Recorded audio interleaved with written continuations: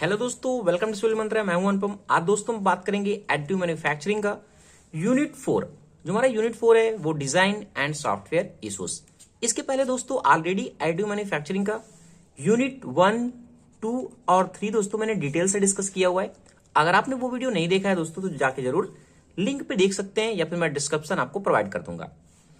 क्योंकि आज हम बात करेंगे यूनिट 4 के बारे में।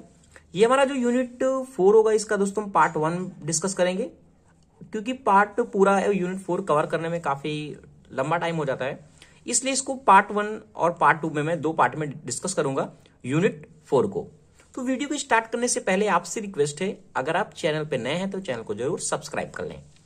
तो जैसा कि हमारा यूनिट 4 क्या है, डिजाइन एंड सॉफ्टवेयर इश्यूज, यानी जो हमारा एडिटिव मैन्युफैक्चरिंग था, एएम हमारा जो प्रोसेस था, उसकी डिजाइनिंग में और उसके सॉफ्टवेयर में क्या क्या इश्यूज आ रहे थे, क्या 3D जो हमारा मॉडल था कैड किस तरीके से वर्क करता था, क्या इसमें इशू आ रहे थे, उसके बारे में हम डिटेल से इस पूरे यूनिट में डिस्कस करेंगे।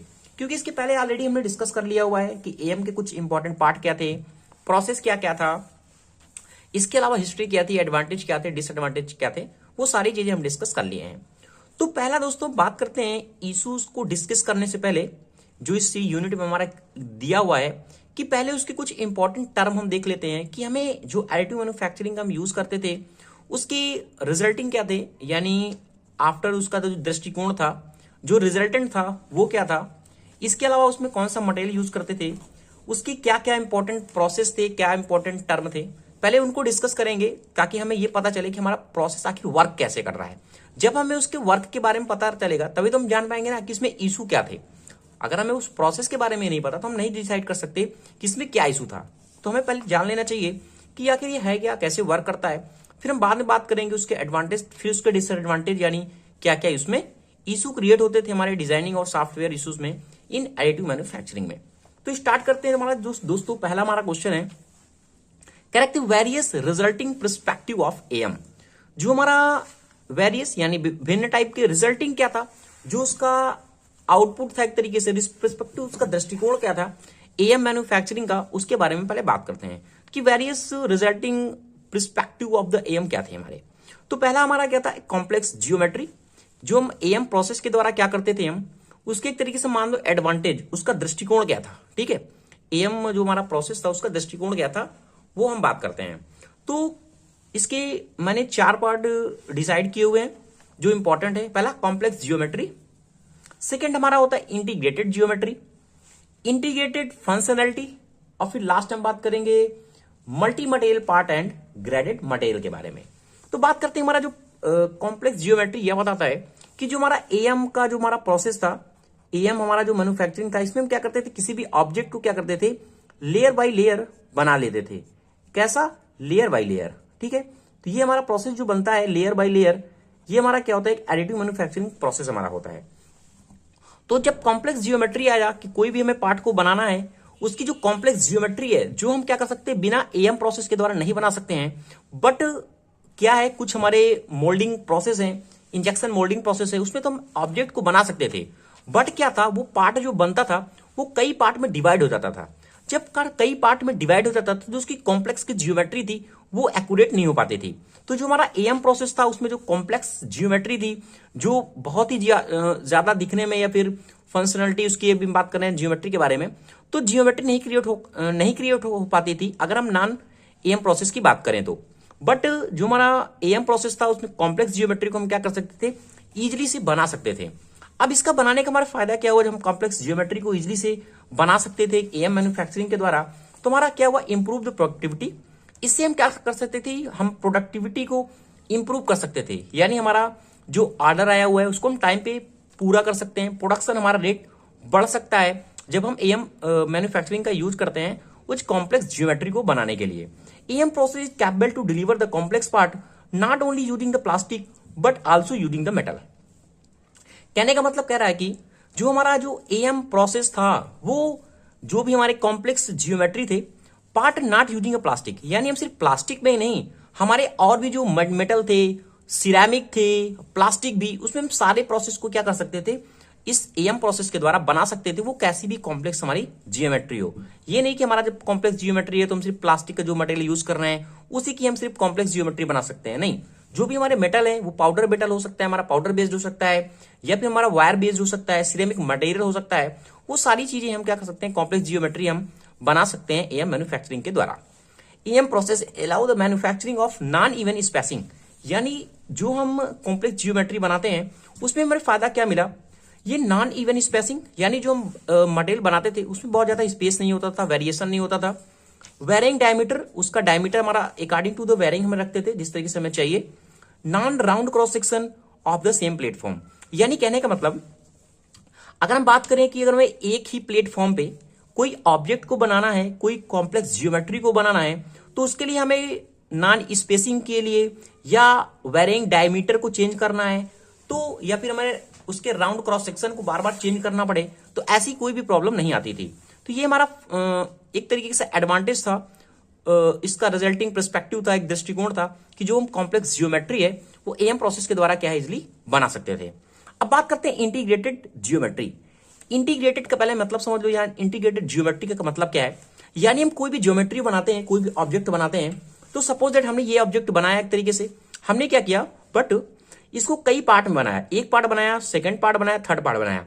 अगर हम नॉन एएम प्रोसेस की बात करें तो जब हम इस पार्ट को जोड़ेंगे तब हम इसको वर्क कराएंगे तो कहीं ना कहीं इस पे दोस्तों वेरिएशन होगा, ठीक है। बट जब हम एएम प्रोसेस का यूज करने लगे तो इंटीग्रेटेड ज्योमेट्री बनने लगी। कहने का मतलब एक ही पार्ट को हम एक ही प्रोसेस के द्वारा, या फिर उसमें डिफरेंट मटेरियल क्यों ना हो, हम एक ही प्रोसेस के द्वारा एक मटेरियल को पूरी तरीके से बना लेते थे, जिससे इसका जो जियोमेट्री थी यानी इंटीग्रेटेड सम्मिलित जियोमेट्री बन जाती थी और इजिली ये क्या हो जाता था, क्रिएट हो जाता था।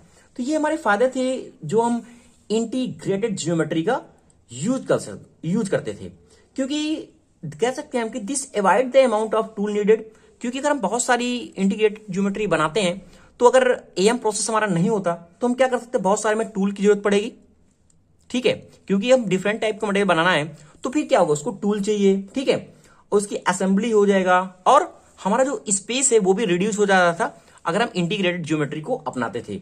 तो ये दोस्तों कुछ इंपॉर्टेंट हमारे फंक्शन थे।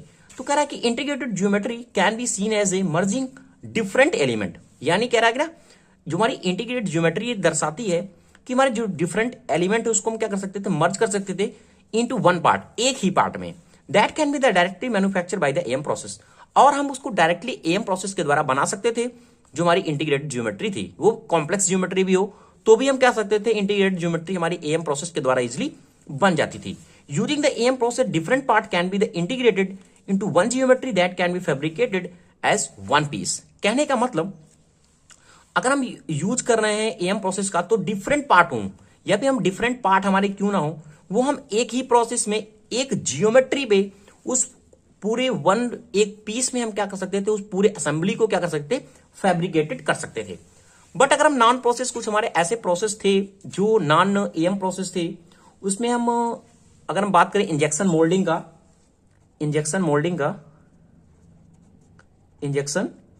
ठीक है, तो इंजेक्शन मोल्डिंग में कुछ हमारे प्रोसेस थे जिससे मटेरियल तो गुड बना सकते थे, इजिली बना सकते थे, बट जो इंटीग्रेटेड की प्रॉपर्टी थी वो वहां नहीं आ पाती थी जब हम इंजेक्शन मोल्डिंग से बनाते थे।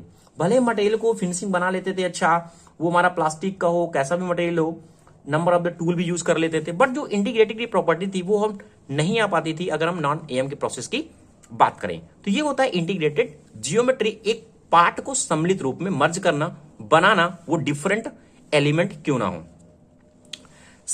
थर्ड बात करते हैं हमारा इंटीग्रेटेड फंक्शन। अब इंटीग्रेटेड फंक्शन का मतलब क्या है, हमने देखो क्या किया, इंटीग्रेटेड ज्योमेट्री बना ली, यानी एक पूरा हमने इंटीग्रेटेड डिफरेंट मटेरियल क्यों ना हो, सपोज हमने कोई साफ्ट बनाया, उसमें क्या है कोई कपलर यूज कर रहे हैं या फिर कोई की यूज कर रहे हैं, जो भी हमारा पूरा प्रोसेस है हमने एक ही एएम प्रोसेस में डिफरेंट टाइप को हमने क्या किया, बना दिया। अब जो हमने बनाया है उसकी इंटीग्रेटेड फंक्शनलिटी, वो फंक्शन कैसे कर रहा है, हमने मटेरियल तो बना दिया एक ही साफ्ट, सपोज हमने एक बनाया कोई असेंबली है, इसमें हमने की का भी एक स्ट्रक्चर दे दिया। अब ये एक साथ ही एक ही टूल के द्वारा पूरा हमारा स्ट्रक्चर बन गया, इसमें साफ्ट भी बन गई, की भी बन गया, सारा कुछ बन गया, बट जो इसका फंक्शन है वो भी वर्क कर रहा है कि नहीं कर रहा, ये भी तो हमें देखना पड़ेगा। तो क्या हुआ, जब हमने इंटीग्रेटेड ज्योमेट्री बनाया तो जो इंटीग्रेटेड फंक्शनलिटी थी वो बहुत ही ज्यादा अच्छी थी। कहने का मतलब जो उसका बिल्डिंग था, जो उसके प्रिंसिपल थे वो काफी अच्छे वर्क करने लगे जब हम इंटीग्रेटेड फंक्शनलिटी का यूज करने लगे। तो कह रहा है कि the integrated functionality are the mainly geometry based kinematic function that can be made in one build using AM process. कह रहा है कि जो हमारा इंटीग्रेटेड फंक्शनलिटी है, जो फंक्शन है, उस प्रोसेस को हमने बनाया है, उसका जो function are mainly geometry based the kinematic function. अब काइनेमेटिक फंक्शन का मतलब क्या होता है? काइनेमेटिक फंक्शन को हम इस तरीके से दिखा सकते हैं कि हमारा एक एलिमेंट है वो दूसरे से कनेक्ट है, दूसरा हमारा तीसरे से कनेक्ट है, तो जब हम वर्किंग प्रोसेस उसका कर रहे हैं वो एज ए काइनेमेटिक वर्क कर रहा है, यानी एक लिंक दूसरे लिंक से बिल्कुल इजिली वर्क कर रहा है। और जो हमने काइनेमेटिक फंक्शन को बनाया है एएम प्रोसेस के द्वारा, वो हमारा क्या है, वन बिल्ड यूजिंग, यानी एक ही बार में हमने एएम प्रोसेस का यूज कर से उस काइनेमेटिक फंक्शन को बना लिया है। यही हमारा कहलाता है इंटीग्रेटेड फंक्शनलिटी। तो कह रहा है कि the approach to the manufacture the linked, जो हमने बनाया हुआ है manufacture link, but articulated part can be the regarding as engineering design principle of the AM. यहां यह दिखाता है अगर हम कोई दूसरा प्रोसेस अपनाते हैं, बट हमने क्या किया, जो इंटीग्रेटेड फंक्शन को बनाया हुआ है हमने डिफरेंट टाइप में पार्ट को बना लिया हुआ है, बट एएम प्रोसेस का अगर हम यूज करते हैं बट हमने उसको लिंक नहीं किया एक ऑब्जेक्ट को पूरी तरीके से एक पार्ट में, तो वो हमारा एएम प्रोसेस के अंतर्गत नहीं आता। इस चीज को प्रिंसिपल ऑफ द एएम हमारा डिनाई करता है, नॉट अलाउ करता है कि हमने इस पार्ट को क्या किया, अलग अलग बनाया हुआ है। बट अगर हम एएम प्रोसेस का यूज कर रहे हैं तो इस ऑब्जेक्ट को हम क्या करेंगे, पूरे इंटीग्रेटेड फंक्शन के तौर पे बनाएंगे, यानी पूरी इसकी जो काइनेमेटिक फंक्शन होगा, जो जियोमेट्रिक फंक्शन होगी, वो वन बिल्ड बनेगी। ठीक है, नेक्स्ट कह रहा है manufacturing multi part product can be made faster, better, cheaper and one piece. यानी इस एएम प्रोसेस के द्वारा जो हमारी मैन्युफैक्चरिंग था, जो हम कर रहे थे, तो मल्टी पार्ट हमारे प्रोडक्ट हैं, तो वो भी हम क्या कर सकते थे, एक ही बार में उस फंक्शन को बना सकते। सपोज हमने यहाँ अलग पार्ट यूज किया, यहाँ पे कास्ट आयरन है या फिर कोई दूसरा मेटल है यूज कर रहे हैं, तो भी हमारा इंटीग्रेटेड फंक्शनलिटी इजी से वर्क करता था जब हम एएम प्रोसेस का यूज करते थे। Can be the faster, better, cheaper, और चीपर होता था, और एक ही बार में वन पीस में हमारा क्या होता था, बन जाता था। ये हमारे क्या थे, कुछ बढ़िया से प्रोसेस थे। अगर हम बात करें इन प्लास्टिक सेंटरिंग प्रोसेस में, but can also be implied the polymer jetting, 3D plating and extrusion. यानी कुछ अगर हम नॉन एएम प्रोसेस बात करें तो हमारे प्लास्टिक सेंटरिंग हमारा प्रोसेस होता है, तो उसमें हम अदर भी प्रोसेस को यूज कर सकते हैं, जैसे कि हमारे जेटिंग हो गया, 3D प्रिंटिंग हो गया, एक्सट्रूजन हो गया, ये सारे प्रोसेस हमारे आते हैं। तो ये हमारा होता है इंटीग्रेटेड फंक्शनलिटी का मतलब कि हम किस तरीके से दिखा सकते हैं कि हमने एएम प्रोसेस हमारा किस तरीके से बेटर इंप्रूवमेंट है। लास्ट हमारा इसका प्रोसेस हमारा है multi material part and graded material. अभी इसका मतलब क्या है, कह रहा है कि मल्टी मटेरियल, हमने बहुत सारे मटेरियल का यूज किया हुआ है, एंड पार्ट, हमने जो पार्ट बनाए हैं, एंड ग्रेडेड मटेरियल, और उसका जो मटेरियल हमारा क्या है, ग्रेडेड है, यानी एक तरीके से आइसोट्रोपिक है ना। ठीक है, तो वो किस तरीके से एएम प्रोसेस हमारा यूजफुल हुआ उसके बारे में बात करते हैं। अगर हम बात करें non am process deliver the isotropic part with uniform property, यानी अगर हम बात करें जो हमारा नॉन एएम प्रोसेस होते हैं, जो हम वो डिलीवर होते हैं, आइसोट्रोपिक पार्ट होते हैं, यानी डिफरेंट टाइप के हमारे पार्ट हमारे बनाए गए हैं विथ यूनिफॉर्म प्रॉपर्टी, और उनकी प्रॉपर्टी जो है वो यूनिफॉर्म है। बट हम बात कर रहे हैं अभी एएम के बारे में, इसमें मैंने क्या फायदा मिला, तो am has even the broader perspective, यानी हमारा जो दृष्टिकोण है उसका ब्रॉडर है, अच्छा दृष्टिकोण है एएम प्रोसेस का, एंड मल्टी मटेरियल प्रोसेस, यानी मल्टी मटेरियल प्रोसेस का मतलब एक ही प्रोसेस के द्वारा हम बहुत सारे एलिमेंट को क्या कर सकते हैं, बना सकते हैं। हम डिफरेंट टाइप के मटेरियल को भी यूज कर सकते हैं इस मल्टी पार्ट को बनाने के लिए।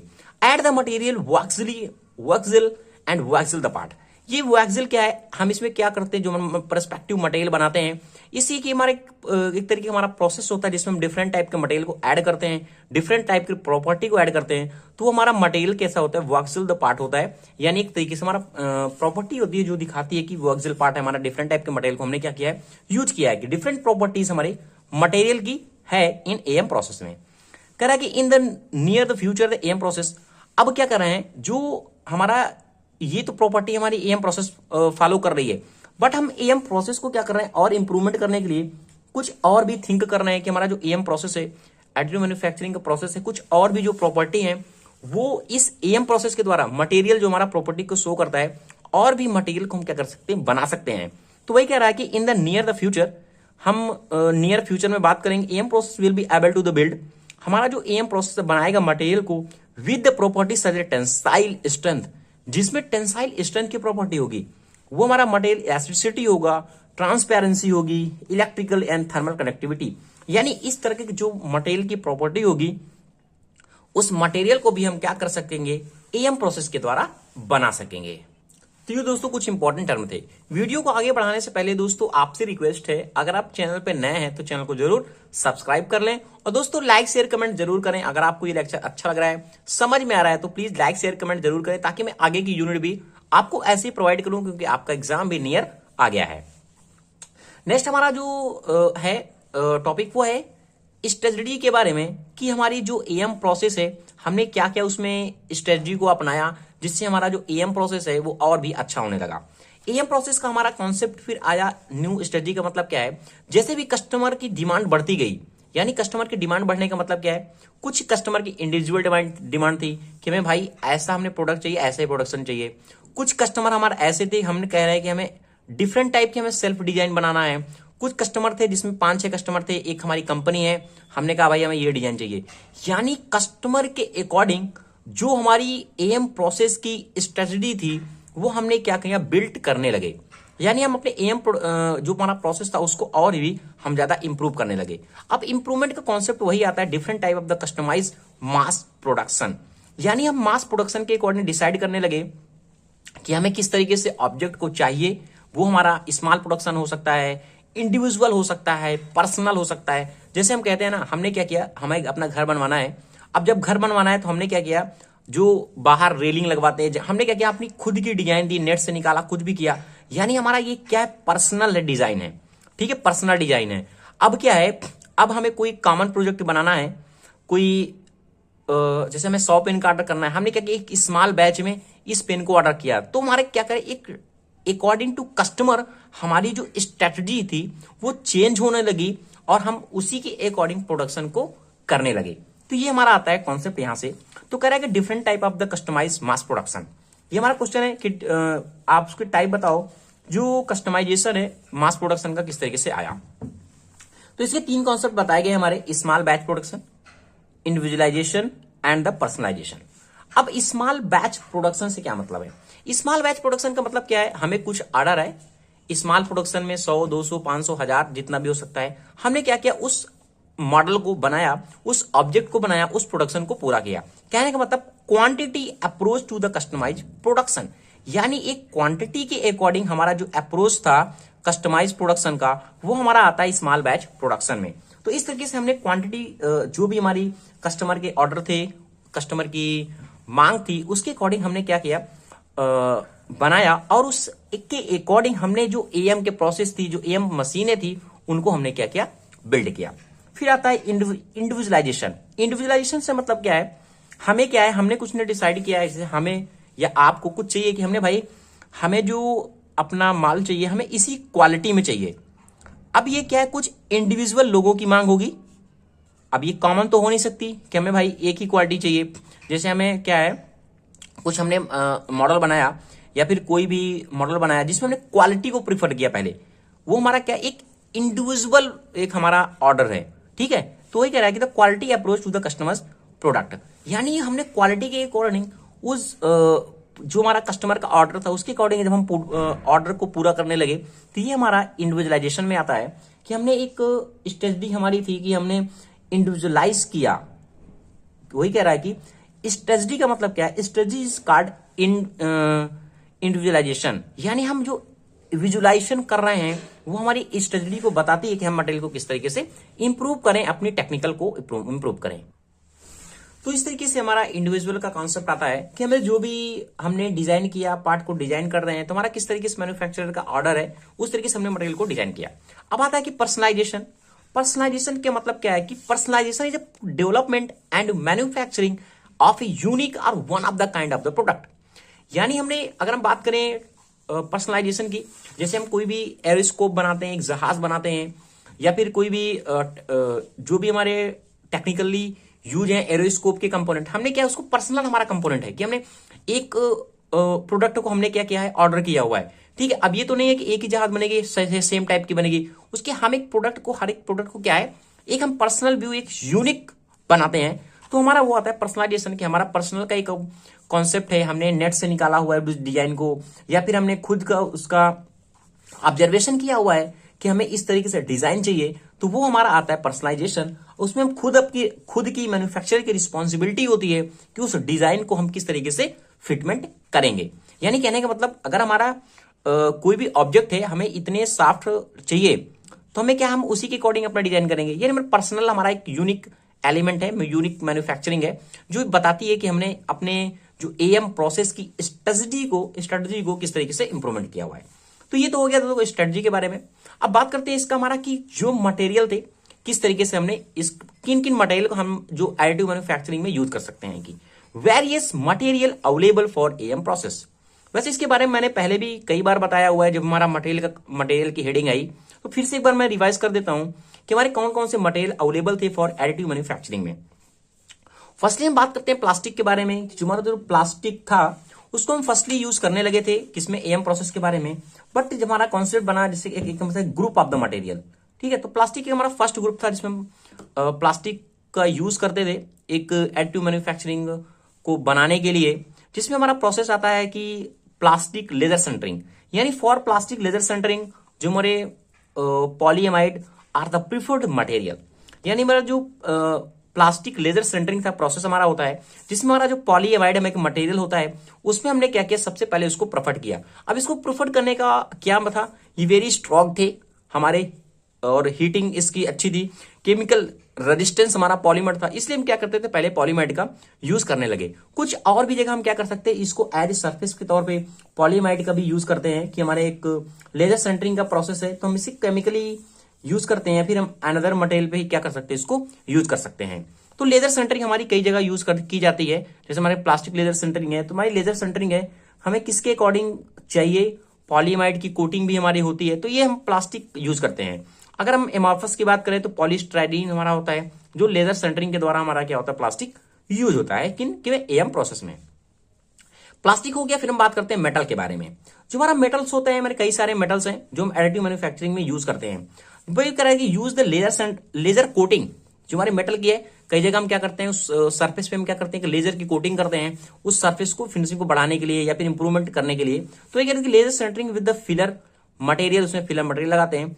तो क्या करते हैं, मेटल का इस तरीके से हम यूज करते हैं। मटेरियल डाटा शीट हमें होता क्या है, जो लेजर एएम हमारा प्रोसेस होता है, इसमें हमें क्या एक डाटा शीट हमें मिलती है, और उसके पैरामीटर मिलते हैं कि किस मटेरियल के लिए हमें कितना पैरामीटर रखना है, उसका टेम्परेचर कितना रखना है, या उसकी क्वांटिटी कितनी रखनी है, लेजर का जो है वो कितना रखना है, और लेयर की थिकनेस किस तरीके से हमारा मटेरियल बनाना है। तो ये सारी चीजें हमें क्या मटेरियल डाटा शीट में मिलती है कि किस मटेरियल के लिए हमें कौन सा पैरामीटर यूज करना है, उसके अकॉर्डिंग हम क्या करते हैं, यूज करते हैं।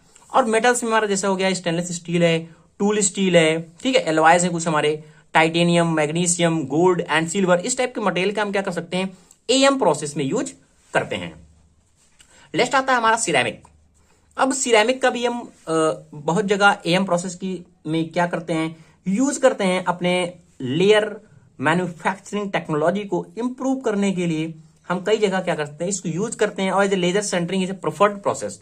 जो हमारी लेजर सेंटरिंग प्रोसेस होता है, उसमें सिरेमिक हमारा क्या है, प्रिफर्ड प्रोसेस है इस मटेरियल के लिए, ठीक है। जैसे हमने पढ़ा था, हमारा जो प्रोसेस था LLAM, यानी लेयर लैमिनेटेड मैन्युफैक्चरिंग, ठीक है। तो ये सिरेमिक फॉइल्स के लिए मेनली यूज होता है, जो हमारा लेयर वाइज लेयर क्या करता है, इंप्रूवमेंट किसी भी प्रोडक्ट को बनाता है। तो इसमें हम जो सिरेमिक का यूज कर रहे थे, तुम्हारा क्या हो गया, एल्यूमिनियम ऑक्साइड हो गया, जैसे हमारा सिलिकॉन डाइऑक्साइड हो गया, जर्कोनियम ऑक्साइड हो गया, सिलिकॉन कार्बाइड हो गया। तो इस तरीके से मटेरियल का हम क्या कर सकते थे, एएम प्रोसेस में यूज करते थे। जो हमारा प्लास्टिक था, मेटल्स थे और सिरेमिक थे। वीडियो को अगेन आगे बढ़ाने से पहले दोस्तों आपसे रिक्वेस्ट है अगेन, अगर आप चैनल पे नए हैं तो चैनल को जरूर सब्सक्राइब कर लें और अपना फीडबैक दोस्तों जरूर दिया करें। अब बात करते हैं हमारा पार्ट 1 का लास्ट टॉपिक है engineering design rule of am process. यानी जब हम मटेरियल को डिजाइन करते हैं तो जो हमारा एएम प्रोसेस है वो क्या बताता है, किन किन क्या क्या उसके रूल है कि हमें वो ध्यान में रखना पड़ेगा उस मटेरियल की डिजाइन करते हुए, ताकि हमारा जो मटेरियल है वो अच्छी तरीके से बन सके, ठीक है। उसके एडवांटेज क्या थे, इस तरीके से ये बताया गया कि मेरे क्या क्या रूल को हमें फॉलो करना चाहिए किसी भी मटेरियल एएम प्रोसेस को बनाने से पहले। तो पहला हमारा जो प्रोसेस है, कुछ प्रोसेस मैंने इंडिकेट किए हुए हैं जो आपकी बुक में ऑलरेडी दिए हुए हैं, बट मैं एक बार आपको समझा देता हूं। कह रहा है कि टॉलरेंस डिजिटल टू ऑब्जेक्ट। ठीक है, अब यहां टॉलरेंस का मतलब क्या है, हमें यह ध्यान रखना पड़ता है एएम मैन्युफैक्चरिंग में कि हमने जो भी प्रोडक्ट बनाया हुआ है वो 3D के द्वारा, 3D कैड के द्वारा, तो जो उसका टूल पाथ है वो उसका जो पार्ट का कंटूर है। ठीक है, अब कंटूर का मतलब क्या है, एक हमने लेयर बनाया, एक लेयर बनाया, तो ये क्या, एक तरीके से कंटूर है, जिस कंटूर को हम पूरा जोड़ के एक ऑब्जेक्ट को बनाते हैं। सपोज दैट अगर हमने दो ऑब्जेक्ट बनाया, एक हमारी ये होल है हमारा, सपोज दैट कोई एक होल है इस तरीके से, कुछ होल का डायमीटर है। अब इसमें कोई शाफ्ट को इंटर हमें सपोज दैट कराना है, तो अगर हम इसका टॉलरेंस नहीं पता, किस टॉलरेंस पे हमें इस ऑब्जेक्ट को बनाना है या इसको, या फिर हमें इसको बनाना है, तो हमारा जो ऑब्जेक्ट होगा वो गलत बन जाएगा। तो वही कह रहा है कि हमें जो टॉलरेंस है उसको ध्यान में रखना पड़ता है इस प्रोसेस के द्वारा कि हमें इस मटेरियल के लिए कितना टॉलरेंस देना है। और इसका एक पार्ट और होता है कि हमारा कहता है कि जो tool path is refer to the half of the tool path is make to design outer contour is identical with the manufacturing one part. यानी जो इसका कंटूर बनाते हैं, मटेरियल बनाते हैं, एक तरीके से हम कह सकते हैं दोनों पार्ट को एक साथ बनाते हैं। कहने का मतलब क्या है, एक हमने इसको बनाया, इसको बनाया, हम देख लेते हैं साथ में कि हमारी जो फिटिंग हो रही है वो सही हो रही है कि नहीं हो रही है। तो ये हमारा एएम प्रोसेस बताता है कि उसका जो टॉलरेंस है वो हमें ध्यान में रखना पड़ता है कि जो हमारा मटेरियल है इजिली फिट हो सके और इजिली डिजाइनिंग जो हो सके वो बिल्कुल सही हो। ठीक है, तो ये हो गया हमारा टॉलरेंस। अब आता है डिजाइन फ्रीडम। डिजाइन फ्रीडम का मतलब क्या है कि हमारा एएम प्रोसेस बिल्कुल फ्री है। कहने का मतलब जो हम डिजाइन देंगे वो हमारा क्या करेगा, एएम प्रोसेस बनाएगा। तो ये हमारा होता है डिजाइन फ्रीडम का मतलब, अगर हमें वन पीस भी बनाना है तो हम उस पीस को बना सकते हैं। और कई जगह हम क्या करते हैं डिजाइनिंग के लिए, वन पीस के लिए विदाउट एनी मोल्ड ज्वाइंट, यानी कोई मोल्ड ज्वाइंट नहीं होना चाहिए, उसके द्वारा हम क्या कर सकते हैं, पार्ट को बनाते हैं। और एक डिजाइनिंग के लिए हमें यह भी ध्यान में रखना पड़ता है कि जो पार्टिंग लाइन है उसकी, पार्टिंग लाइन का मतलब क्या, हमने एक लेयर बनाया, एक लेयर बनाया, एक लेयर बनाया, तो हमें जो पार्टिंग लाइन जो हमें दिख रही है ऑब्जेक्ट पे, सपोज हमने एक लेयर बन गई, एक लेयर बन गई, तो ये इसकी जो पार्टिंग लाइन दिख रही है ये नहीं होना चाहिए, इसको इलिमिनेट कर देना चाहिए हमें। इस ऑब्जेक्ट को डिजाइनिंग फ्रीडम में हमें ये बताता है। और ये भी बताया जाता है कि हमने सपोज कोई भी एलिमेंट बनाया, सपोज इस तरीके से कोई ऑब्जेक्ट बनाया, तो जिसमें हमने सपोर्ट लगाते हैं या फिर हमारा अंडर कट हो जाता है, तो वो भी हमें क्या करना पड़ेगा, इलिमिनेट करना पड़ता है, ताकि जो उसकी कॉस्ट है, मटेरियल की कॉस्ट है, वो क्या हो सके, ना बढ़े, वो रिड्यूस रहे। और release angle are not required. और जो रिलीज एंगल होता है, कहीं कहीं क्या हम करते हैं, रिलीजिंग के लिए कुछ स्पेस दे देते हैं, तो रिलीजिंग एंगल नहीं होना चाहिए। डिजाइनिंग फ्रीडम में यही बताता है। फिर आता है रिलेटिव फिट। आपने जैसे टॉलरेंस देखा वैसे फिट की बात करता है। फिट में यही बताता है कि हमें कोई भी डायमेंशन का हम जब ऑब्जेक्ट बना रहे थे, तो यहां हम जो एएम प्रोसेस के द्वारा मटेरियल को बनाते हैं वो एग्जैक्टली फिट होना चाहिए। यानी एक कंपोनेंट, सपोज दैट हमने ये ढक्कन बनाया हुआ है, जो कैप है हमारा, ये स्केज है, तो ये क्या फिट है, बिल्कुल देखो फिट है ना। तो रिलेटिव फिटनेस जो है उसकी बिल्कुल एग्जैक्ट होनी चाहिए। ठीक है, ताकि उसमें कोई भी प्रॉब्लम ना आए, उसकी पोजीशन में कोई भी मैटर नहीं होना चाहिए, कोई भी एरर नहीं होनी चाहिए। तो ये बताता है हमारा कि हमारा जो फिटनेस है किस तरीके से इंप्रूव करते हैं। ठीक है, और जो हम फिटनेस में देखते हैं, हम फेस टू फेस का यूज करते हैं। Face to face, face to face, यानी फेस टू फेस क्या है, इनमें चैम्बर हमारे होते हैं, बिल्डिंग चैम्बर होते हैं, जो हम क्या करते हैं, ऑब्जेक्ट को बनाते हैं, जिस भी ऑब्जेक्ट को, तो हमें देखते रहते। सपोज हमारी कोई रिंग है, हमने क्या किया, एक रिलेटिव फिटनेस के एक शाफ्ट बना रहे हैं, तो उसे हम कंटिन्यू देख रहे हैं कि हमारा जो फिटनेस है इसका वो बिल्कुल सही है कि नहीं सही है। तो ये हमारा बताता है फिटनेस को, कि हम इंश्योर करते हैं कि हमारा जो एडजस्टमेंट पार्ट है बिल्कुल तरीके से फिट हो जाए। फिर आता है कि प्लेक्सर, हिंज एंड स्नैप फिट। अब इसी तरीके तुम्हारा मोस्ट इंपॉर्टेंट एलिमेंट हमारा जो प्लास्टिक था, पहले प्रोवाइड करता था कि हमें इंटीग्रेटिंग जो जियोमेट्रिकली हमारी फंक्शन है, वो हमारी स्नैप फिट है, फिल्म हिंज है एंड फ्लेक्सर है, वो इजिली बन सके। तो हम इसको क्या कर सकते हैं, डायरेक्टली बनाते हैं। Plastic AM directly make these element in one process. तो प्लास्टिक में क्या है, बिजली एक ही प्रोसेस में हमारा क्या ये बन जाता है। तो हमें देखना पड़ता है हमारी हिंस हैं, स्नैप फिट्स हैं, ये सारे इंप्रूवमेंट होनी चाहिए।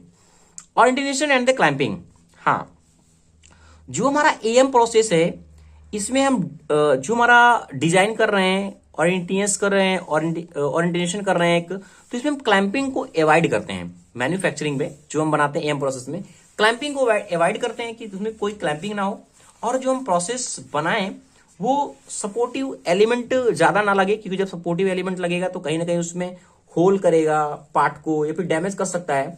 तो इस तरीके से हम क्या करते हैं, उसके जो डिजाइनिंग है उसको ध्यान में देखते हैं कि हमारे लेयर वाइज लेयर जो डिजाइनिंग बने सही बने, और उसमें क्लैंपिंग हमारी क्या हो, कम से कम हो, उसमें हम कोई सपोर्ट ना करें। आता drilling, gapping, pins and walls. हाँ, अभी लास्ट स्टेप हमारा होता है कि अगर ड्रिलिंग एंड अदर फीचर्स के सम प्रॉब्लम, यानी अगर हम कोई ऑब्जेक्ट बना रहे हैं, अगर हमारा इसमें ड्रिलिंग हो जा रहा है या फिर हमारा गैप प्रोवाइड हो रहा है या फिर पिन सोल हैं, वाल्स हैं, तो ये क्या करती है, कंपोनेंट की जो स्ट्रेंथ उसको डैमेज करती हैं। तो ये सारी चीजें हमें कम से कम अवॉइड करनी चाहिए कि हम ना करें, ड्रिलिंग ना करें, इसमें बहुत ज्यादा बोरिंग ना करें उस ऑब्जेक्ट को, क्योंकि जो हमारा एएम प्रोसेस बताता है कि the A bore diameter not be smaller, जो हमारा बोर का डायमीटर है इससे ज्यादा कम नहीं होना चाहिए। अगर इससे ज्यादा डायमीटर, अगर हमारी जो वाल की थिकनेस है वो 0.30 mm हो, ठीक है, या फिर इससे कम हो। अगर हमारी जो वाल की थिकनेस है लार्जर देन 0.6, इतना हम डायमीटर कर सकते हैं। यस, फिर अगर हमारा डायमीटर इसकी क्या हो 0.70 mm हो, तो ये हमारा डिफाइन करता है। बट हमें ऐसा करना नहीं चाहिए, क्योंकि इसकी स्ट्रेंथ क्या हो जाती है, कमजोर हो जाती है। इसलिए कुछ स्पैक हमारे क्या हुए हैं, दिए हुए हैं, तो हमें ये सारी चीजें ध्यान रखनी पड़ती है कि हमारी ड्रिलिंग ना हो ऑब्जेक्ट पे, स्नैप ना हो, पिंस ना हो, और वाल का कोई भी सपोर्ट ना हो। तो ये दोस्तों हो गया हमारा यूनिट 4 का पार्ट 1।